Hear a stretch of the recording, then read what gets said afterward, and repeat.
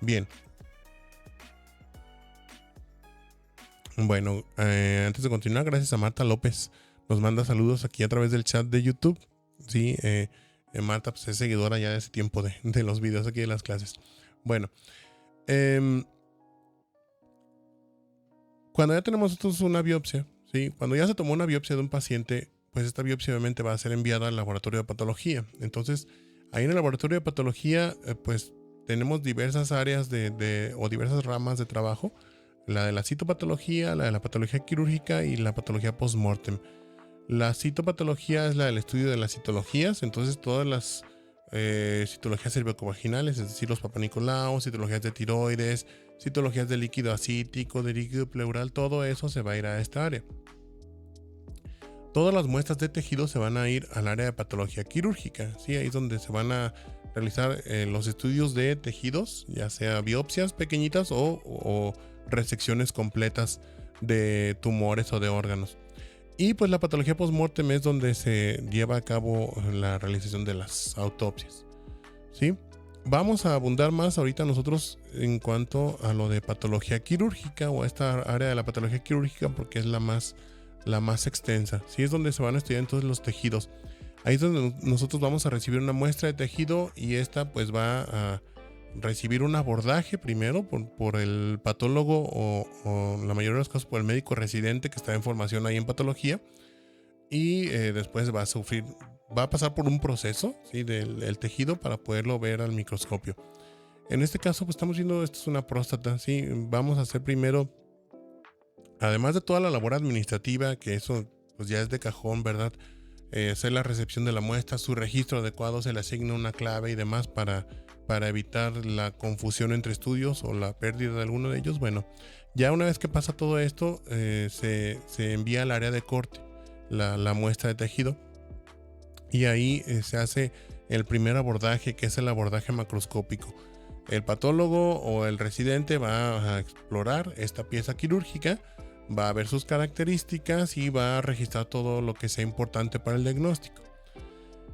Una vez que se hace el abordaje macroscópico externo, se va a seccionar la pieza. La forma de cortar las piezas quirúrgicas va a variar dependiendo del órgano que estemos viendo o del tumor que estemos viendo. En este caso es una próstata, pero se ve diferente cuando es una mama, cuando es un intestino, cuando es un hígado, etcétera, ¿sí? Y aquí la importancia de hacer un adecuado estudio macroscópico es lo que vemos nosotros a simple vista, es que nos va a permitir, obviamente eso depende de la capacidad que tenga el patólogo formado o en formación de reconocer lesiones que son importantes para el diagnóstico o patrones macroscópicos importantes para el diagnóstico. De esta habilidad que tenga va a depender que pues esos cortes macroscópicos de tejido se conviertan en cortes microscópicos que nos den una información suficiente para el diagnóstico. Aquí estamos viendo en esta próstata esa zona más amarillenta que se ve aquí en el lado izquierdo. Es un área tumoral que aquí está remarcada en el corte histológico y podemos ver nosotros ya en la foto microscópica pues que se trata de un adenocarcinoma. Entonces aquí todo va compaginado. Nosotros entrenamos nuestros ojos primero para ver macroscópicamente, seleccionar áreas sospechosas y después detectar esos patrones morfológicos en el microscopio para poder decir esto es un adenocarcinoma, esto es una enfermedad inflamatoria, esto es una enfermedad infecciosa, etcétera. Bien, para poder hacer el estudio de tejidos, entonces el tejido debe pasar por varias etapas. Primero la fijación, es la primerita. Esta empieza desde que el tejido se extirpa del paciente. Y eso nos va a permitir que el tejido se conserve lo más parecido a como estaba in vivo, que las células no se vayan a descomponer, ¿sí? a desbaratar o a tener crecimiento de microorganismos y a echarse a perder. Pues viene después lo que les dije, la parte administrativa, recepción y registro de la muestra, el estudio macroscópico, que es lo que les acabo de explicar, y después el estudio al microscopio. Cuando se evalúan esos cortes histológicos en un microscopio óptico, usualmente es un microscopio óptico convencional, si no necesitamos nada que sea muy especial, a menos que tengamos o que vayamos a interpretar algún estudio especial, por ejemplo, tinciones que necesiten luz polarizada, tinciones que necesiten luz ultravioleta, bueno, ya se necesita algún equipo especial. Y después viene la interpretación histológica. Todos los hallazgos que encontramos nosotros en el estudio macro y en el estudio microscópico se van a conjuntar con también la información que tenemos del paciente, lo que nos hayan referido en la hoja de envío de la muestra, datos clínicos, estudios de laboratorio, de imagen, etcétera, y con eso se va a integrar un diagnóstico definitivo. Bien, la fijación entonces es el primer paso. La fijación, como su nombre lo dice, va a fijar el tejido, o sea, va a hacer que las células ya no sufran cambios en su morfología. Y esta, bueno, se realiza con un medio usualmente químico que se llama, pues, fijador, ¿sí? En los fijadores hay muchos tipos, ahorita vamos a verlos. Y la fijación debe llevarse de forma adecuada. No es nada más poner el tejido con fijador y que ahí reaccionen entre los dos. No, tiene que reunir ciertas características una fijación para que sea adecuada. El tejido debe estar en un recipiente adecuado, y esto se los digo a ustedes como médicos en formación, para que cuando estén rotando, usualmente esto les va a tocar ya en el preinternado o en el internado. Cuando les toque mandar muestras a patología, pues hagan el esfuerzo. Sí, yo sé que ahorita es muy difícil por cuestiones de limitantes en cuanto a material en los hospitales y demás. Por ejemplo, ahí en el Hospital Civil tenemos muchas carencias, ¿sí? A veces no hay ni frasquitos para las muestras, pero bueno, pues de alguna forma u otra se trata de hacer el esfuerzo de enviar la muestra de forma adecuada, porque pues una muestra que no se envía fijada de forma adecuada es una muestra que se puede echar a perder para su diagnóstico posterior. Y siempre les decimos ahí a nuestros médicos residentes, imagínense que esto fuera un familiar tuyo, entonces tú querrías que se le diera el mejor trato posible a esa muestra. Una fijación adecuada, pues la estamos viendo aquí. En este caso, estos son 2 cerebros de autopsia, donde están en un recipiente de buen tamaño, tiene una boca ancha, ¿sí? De un tamaño mayor al de la muestra. ¿Para qué? Pues para poderla sacar, ¿sí? Cuando nos mandan muestras, por ejemplo, en botellitas de lidocaína, ¿sí? O sea, imagínense, tenemos una muestra de tejido que está dentro de una botellita de lidocaína, que son así, por lo general tienen un cuello muy delgadito. Y pues ahí está, sí, la pusieron con su formol y todo, ahí está con su fijador. Pero ¿cómo vamos a sacar esta muestra de aquí? Cuando estaba blandita, sin fijar, pues fue fácil meterla a través de este cuello, pero con el formol se va a endurecer y ya no va a salir. Entonces ahí nosotros tenemos que, pues, quebrar esta botellita, poniendo en riesgo la pieza quirúrgica, pero también al personal. Entonces, pues evitar ese tipo de situaciones. Sí, este recipiente es el adecuado, y también tiene una cantidad de fijador adecuado. Si se fijan, el nivel de fijador está muy por arriba del nivel de la muestra. Entonces es una cantidad adecuada de fijador. Este es un caso desafortunado. Nos dio mucha risa esto. Afortunadamente no pasó a mayores. Y estos eran unas amígdalas que recibió una compañera cuando yo era residente. Y pues lo documentamos ahí en el servicio. Este es el ejemplo de qué no hacer, ¿sí? Cuando se manda una muestra de patología. Estas son 2 amígdalas. Para empezar, el interno que seguramente mandó esta muestra de patología intentó meter las amígdalas aquí en la jeringa, metió una y vio que la otra ya no iba a caber porque ya no iba a entrar el formol, y dijo, bueno, ¿qué hago? Consigo otro recipiente, consiguió esta botella de suero.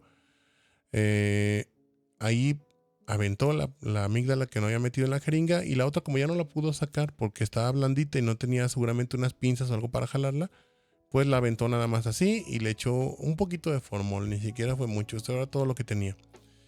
Entonces, pues así salieron, ¿sí? Del recipiente. El fijador, entre sus dentro de sus características, va a producir un endurecimiento del tejido. Este endurecimiento va a hacer que se facilite ese corte macroscópico del tejido para poderlo hacer, pues nosotros cortar en rebanaditas, ¿sí? Con el cuchillo, hacer rebanaditas así para poder buscar áreas sospechosas y eso meterlo a proceso. Entonces, pues el tejido se va a endurecer con el fijador que utilizamos, que es el formol. ¿Qué creen que le pasó a esta amígdala de aquí? ¿Cómo creen que salió? Pues con la forma de la jeringa, ¿sí? Entonces, esto les digo, nos dio mucha risa porque pues bueno, se veía muy curiosa la laminilla, un corte de amígdala que se ve normalmente así y el otro completamente redondo, ¿sí? Como si hubiéramos metido rebanadas de jamón o de salami, algo así. Entonces, afortunadamente pues no tenía nada esto más que una amigdalitis y ya, pero bueno, hay que evitar eso. ¿Por qué? Porque si esto fuera un tumor que tiene bordes quirúrgicos referidos y demás, toda esa arquitectura o esa morfología se va a perder y pues va a ser más difícil orientar después la muestra. Entonces, además aquí esta muestra estaba mal fijada del centro porque no pudo entrar bien el fijador al tejido. Bueno, evitar situaciones como esta. Dice Efraín Ramírez, entonces no lo guardó en una bolsa del Soriana. Efectivamente, Efraín. Bueno, los fijadores hay muchos tipos, ¿sí? Aquí tenemos algunos de los principales. El más usado por muchos es las soluciones de formaldehído. Sí, las soluciones de formaldehído. Y de estas, pues el que más comúnmente utilizamos es el formol. Sí, el formol se prepara mezclando una parte de formol más 9 partes de agua. Sí, es decir, es una solución de 10:1. O al 10%, ¿sí? de formol. El formol, pues más bien lo que se prepara aquí no es una parte de formol, es una parte de formaldehído.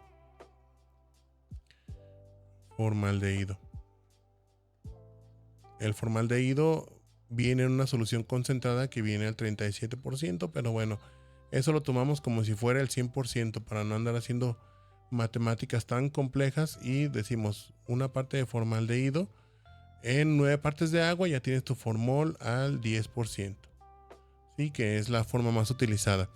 Si a ese formol al 10% nosotros lo preparamos en vez de con agua de la llave, que es lo que más comúnmente pasa, lo preparamos con agua destilada y además le agregamos unas sales de fosfatos de sodio, vamos a amortiguarle el pH y entonces vamos a tener la solución que no es la que tenemos, pero es la que siempre quisiéramos tener, que es la llamada formalina neutra amortiguada, ¿sí? Esta de aquí es la más ideal, la que mejor va a conservar el tejido y que nos va a traer menos problemas después para los estudios especiales que podemos solicitar en el tejido. Hay otros fijadores como el líquido de Bwan que se utiliza para casos específicos. Usualmente metemos el tejido ya cortado en una laminilla a un proceso de refijación para realizar ciertas tinciones, porque si fijamos el tejido desde el principio aquí, puede interferir con algunas técnicas especiales como las inmunotinciones, que ahorita vamos a explicar brevemente qué son. Entonces no se utiliza en todos los tejidos. Es muy buen fijador para tejido como el riñón, para el testículo, el ganglio linfático, pero no siempre se utiliza. Depende de cuál sea el diagnóstico probable. El alcohol estoy seguro de que más de alguno lo va a escuchar y tal vez alguno de ustedes ya lo ha escuchado, que sirve como fijador de tejidos, que les dice que a lo mejor les haya tocado que echen algún fragmentito de tejido a un frasco y le dicen pues ponle alcohol aunque sea para que se conserve. El alcohol, grábenselo muy bien, no sirve para fijar tejidos, no es el fijador adecuado. Sí va a prevenir su descomposición, o sea, lo va a fijar, pero es un mal fijador comparado con el formol. El alcohol al 96%, sí, el alcohol al 96% solamente se utiliza en las citologías. Cuando nosotros tenemos una laminilla con un extendido de Papa Nicolau o con una citología de tiroides o de algún otro órgano, esa sí se mete en alcohol al 96% para que se fije. Nada más. Sí, los tejidos no. Ahorita vamos a explicar bien por qué o qué pasa con esto. Hay otros fijadores como el Senker y B5 que eran muy buenos, pero ya no se utilizan porque estos tenían sales de mercurio, entonces son un problema sanitario para el personal de laboratorio. Sí, los exponemos a un riesgo de toxicidad por mercurio, entonces ya no se utilizan actualmente. Y finalmente el glutaraldehído Este se utiliza, pero para estudios de microscopía electrónica. Para el tejido que se va a enviar al estudio en el microscopio electrónico, en vez de ir en formol, va a ir preservado en glutaraldehído, porque va a conservar mejor ciertas propiedades del tejido para verlo de forma adecuada en el microscopio electrónico, sobre todo ciertas sustancias, ¿sí? Bien. Este es un ejemplo de qué es lo que pasa cuando usamos un fijador inadecuado. Estas dos imágenes son de mucosa del colon, vista al mismo momento y teñida con la misma tinción, las dos. Entonces, ahorita yo sé que la mayoría, pues a lo mejor no se acuerda mucho de sus clases de histología. Entonces vamos a darles una ayudadita. Esto que estoy marcando aquí es una cripta de la mucosa del colon. Y es decir, un plieguecito de la mucosa del colon, del epitelio que reviste el colon. Y aquí podemos nosotros ver muchos tipos de células, ¿sí? Por lo menos vemos 3 tipos de células ahí, pero las más fáciles de ver para ustedes ahorita son estas que vamos a marcar en color verde. Estas que tienen como una bolita que se ve clara, aquí la estoy marcando de color verde. Estas se llaman células caliciformes, ¿sí? Con forma de cáliz. Son las células que se encargan de producir pues la mayoría de las mucinas que protegen la mucosa del colon, ¿sí? De las sustancias ácidas y alcalinas que están ahí provenientes del estómago y del páncreas y del hígado y todo eso. Aquí hacen una mezcla y podrían esas sustancias erosionar la mucosa si no estuviera protegida por estas mucinas. Entonces, todas estas bolitas que estoy marcando aquí o que estoy convirtiendo de color blanco a color verde son células caliciformes. Son las células más fácilmente identificables ahorita para ustedes. Acá del lado derecho parece que no hubiera. Para empezar, aquí tenemos nuevamente una cripta del colon, pero si se fijan se ve como más delgadita. Y como que si no tuviera células caliciformes, las células caliciformes sí están ahí, pero se ven mucho más pequeñitas, ¿sí? Ahí están una que otra. ¿Qué es lo que pasó aquí? Este tejido se fijó en alcohol y el alcohol deshidrata de forma excesiva el tejido. Durante el proceso del tejido sí se utiliza alcohol, pero esto es una vez que el tejido ya está fijado. Entonces,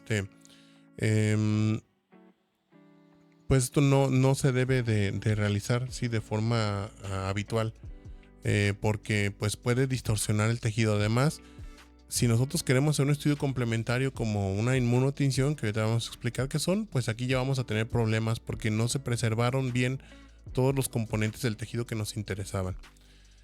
Cuando se está haciendo el abordaje macroscópico de la pieza quirúrgica, bueno, pues se va a documentar lo mejor posible todas las características de interés, ¿sí? Su tamaño, su peso cuando se necesitan, no todos los órganos o tejidos se pesan. Se van a identificar estructuras clave, se va a poner una relación de los cortes que se van a incluir a proceso y pues estos cortes de tejido se van a meter en un casetito de plástico para poderlos procesar en un aparato como este, ¿sí? Este es un procesador automático. Los dos son tipos de procesadores automáticos. El de la izquierda es de tipo carrusel, el de la derecha es de los de tipo ¿cómo les dicen?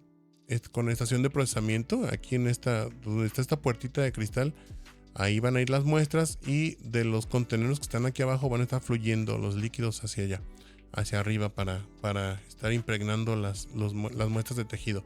Aquí en este de tipo carrusel, dentro de estos vasos metálicos vamos a encontrar, si nosotros levantamos si esta parte del carrusel la levantamos, vamos a ver aquí una canastilla, ¿sí? Como una canastilla así de pues metálica con rejas, y ahí vamos a encontrar los cassettes con tejido acomodados dentro, y pues estas va a ir pasando de una estación a otra, ¿sí? Se introduce el tejido en esta estación, dura cierto tiempo. Aquí aparece el tiempo que va a durar bueno, esa es la hora, pero si nosotros aquí movemos los controles del aparato, nos va a decir cuánto tiempo va a durar en cada estación. Al cabo de cierto tiempo va a pasar a la que sigue, y así hasta que dé toda la vuelta y llegue aquí al punto final, ¿sí? Esto es el punto final donde ya terminó el tejido su proceso y pues aquí ya se saca el aparato para el siguiente paso. El proceso del tejido se lleva a cabo mediante la inmersión del tejido en diversas soluciones.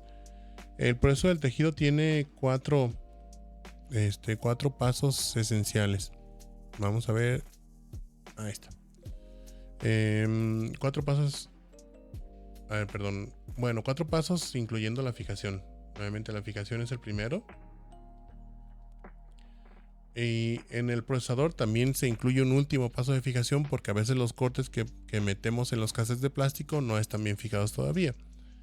Después viene el paso de deshidratación.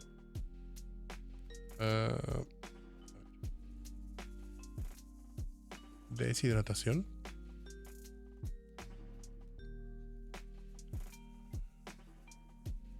Y este se lleva a cabo con alcohol. Este es con alcohol que va aumentando de forma progresiva su concentración.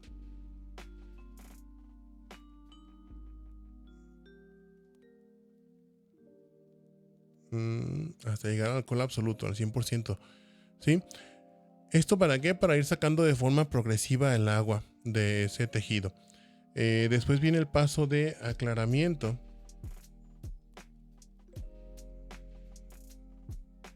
Que ahorita vamos a explicar. Y finalmente el paso de infiltración.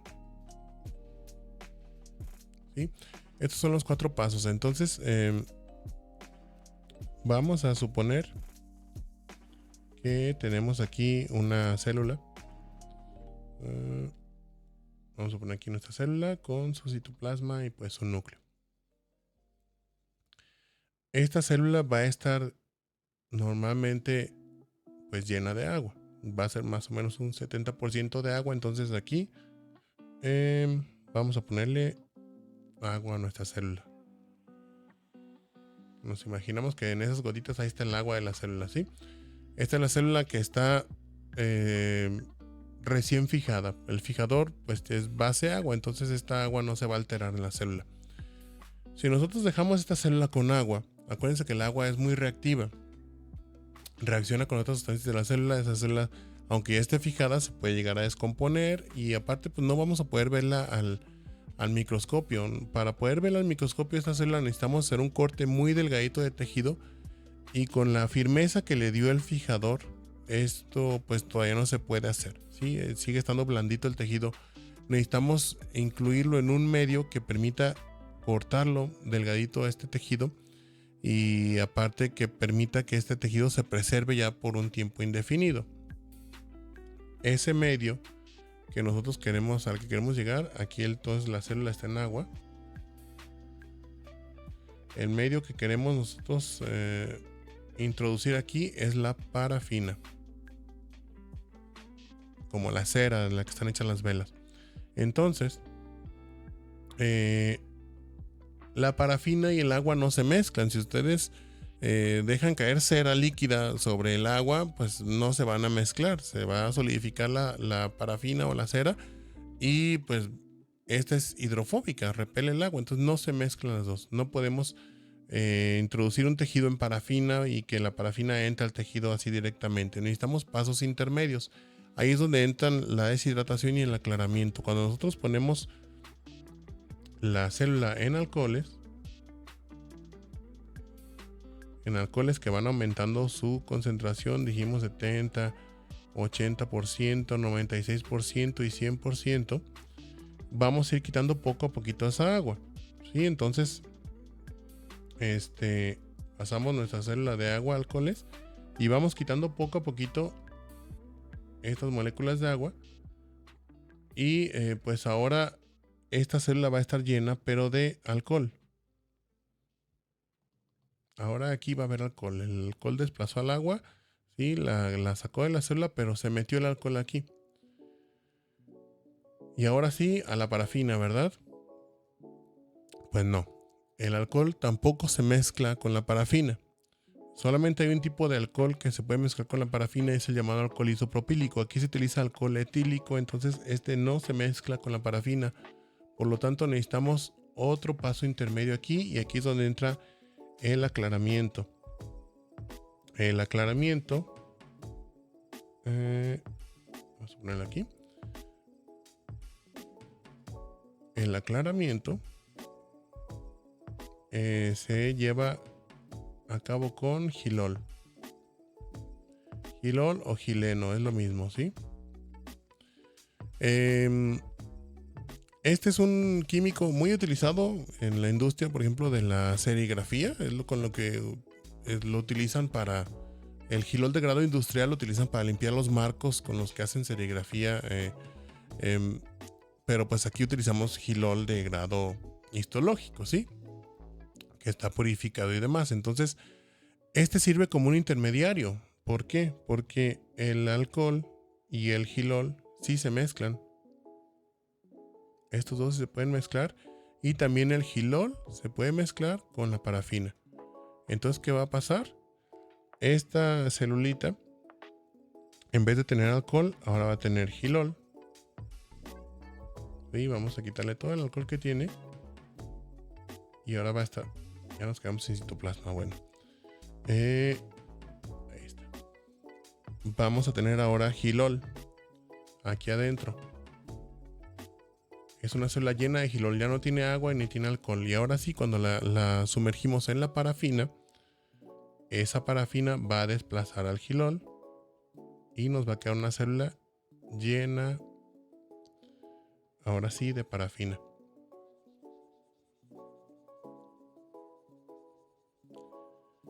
Si nosotros esto lo traducimos al nivel macroscópico, pues vamos a tener un tejido que va a estar todo lleno de parafina, o sea, va a estar parafinado ese tejido. Lo vamos a tener en un bloquecito así de parafina, todo ese tejido. Y ese tejido ahora sí lo podemos cortar nosotros en un aparato muy delgadito, en un aparato que se llama microtomo, ¿sí? Entonces, una vez que pasa todos estos procesos de deshidratamiento, de deshidratación, aclaramiento e infiltración en parafina se van a llevar a cabo aquí en el procesador. Una vez que termine el proceso aquí en este aparato, viene el paso de inclusión. Se coloca el tejido en un moldecito. Miren, aquí este cassette de color rosa es como los cassettes que se utilizan para procesar el tejido. Aquí se mete el tejido y después estos se meten al aparato del procesador. El histotecnólogo, que es la persona que se encarga de este proceso en particular, va a acomodar el tejido en un molde que sea adecuado en tamaño y en profundidad, y va a vertir ahí parafina líquida. Va a orientar ese tejido de forma adecuada para que al momento de cortarlo se puedan ver todas las estructuras de interés, y va a colocarle el cassette encima para que se solidifique y se forme este bloquecito. Este bloquecito entonces es el que se va a cortar así en un microtomo. Este es un microtomo, es un aparato de corte de alta precisión que nos va a producir cortes del tejido de un espesor de... Bueno, la mayoría de los microtomos comerciales manejan un espesor entre 1 a más o menos 25 o 30 micras. 30 micras. Algunos pueden cortar desde 0.5 micras, no más, ¿sí? Entonces, los que tenemos, por ejemplo, ahí en el servicio son estos que vemos aquí. Estos cortan desde 0.5 hasta 35 micras más o menos. Una micra es una milésima parte de un milímetro. Entonces, para que se den cuenta de lo delgadito que es el corte que se utiliza. Nosotros los cortes que vemos en las laminillas, ¿sí?, para ver el microscopio, tienen un grosor promedio de unas 5 micras. 5 micras es el grosor estándar para un corte histológico. Para algunos tejidos, por ejemplo, para las biopsias renales que yo reviso el microscopio, el corte es de 2 a 3 micras. Sí, entonces es aún más delgadito. ¿Por qué? Porque entre más delgadito el corte, nosotros vemos la celularidad más fiel en cuanto a cantidad, ¿sí? Para evaluar hipercelularidad, por ejemplo, en un tejido. Y pues ahora sí, miren, este corte tan delgadito no se podría lograr en un tejido en fresco. No habría con qué sostenerlo, por ejemplo, aquí, para poderlo cortar en este aparato. La parafina es lo que lo sostiene el tejido, pero también le da firmeza para poder lograr este corte tan delgadito. Una vez que se tiene este corte, ese corte se pone a flotar en un baño de agua tibia que va a hacer que se estire bien ese corte, se aplana bien y queda bien estirado, se le quitan las arrugas que se le pueden formar y después se va a colocar en una laminilla, ¿sí? Se va a adherir a una laminilla por la misma viscosidad del tejido. Se adhiere a la laminilla y pues se deja secar para después poderlo teñir. En el caso de las muestras que van para el área de citopatología, todo este proceso que ya describimos, ese se va a brincar. Únicamente vamos a tener el paso de fijación, dijimos, con alcohol, y después se van a teñir directamente.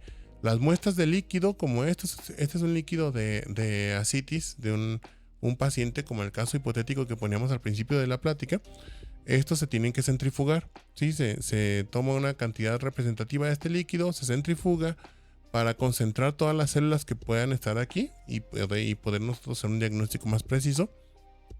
Se centrifuga, se extiende el sedimento en una laminilla y ya ahí se tiñe.